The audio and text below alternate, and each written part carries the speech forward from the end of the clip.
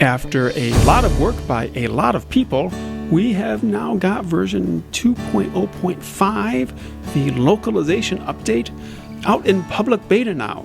This adds 9 new languages to the game. The language selection will be automatic for most people who want to use one of these languages. If you have one of them set as your default language on your computer, the game should detect that and use that language. But you can always manually switch to any of the 10 languages here in gameplay settings, which is also fun if you want to practice a second language. I myself have learned Spanish 3 times in my life, but it's been a while, so I like to keep it set to Spanish. So localization turned out to be a pretty big job. I had somehow mistakenly estimated that we had about 30,000 words in the game, but turned out we have more than 60,000. We contracted with a small localization company in Japan, Kurono Studios, and they do all human translation, no machine translation involved. And several of the translators are actually longtime WolfQuest players, which has been a big benefit. We've also gotten help from many WolfQuest players who have spent a great deal of time reviewing the translations and discussing the finer points of word choice and phrasing.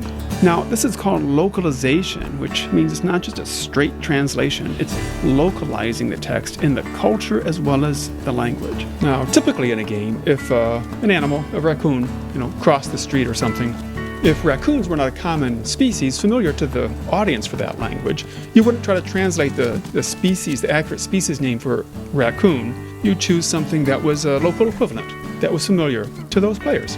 Of course, that doesn't work for WolfQuest, where the animal species are very important to represent the actual ecology of Yellowstone, finding the accurate and meaningful name for every one of the species in the game, for each of these 9 languages. And further complicating is the fact that elk and moose in Europe and the United States mean different animals. It just, it was a task. Other things that turned up along the way are, for example, in many languages, snarl and growl, there's only one word for that kind of vocalization. Same with woof and bark and squeak. These presented a challenge in many languages. And along with all this translation work, we had to do some layout revisions and tweaks to fit the more verbose languages like French and German. But sometimes that actually led to an actual improvement. Like we reworked the My Wolves panel here, moving the family tree button up to the top row. Really makes more sense there than having it down below. And then the create a new wolf button is down below where the family tree button used to be.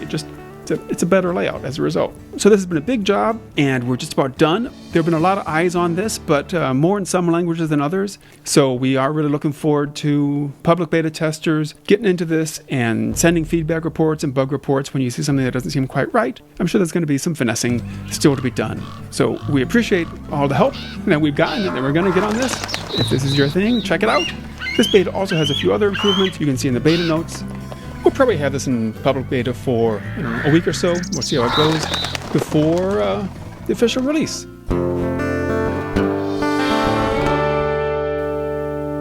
Oh, and if you're wondering about the Tower Fall DLC map, we were really hoping to get that released this month, December, but not there yet. Still a bunch to do.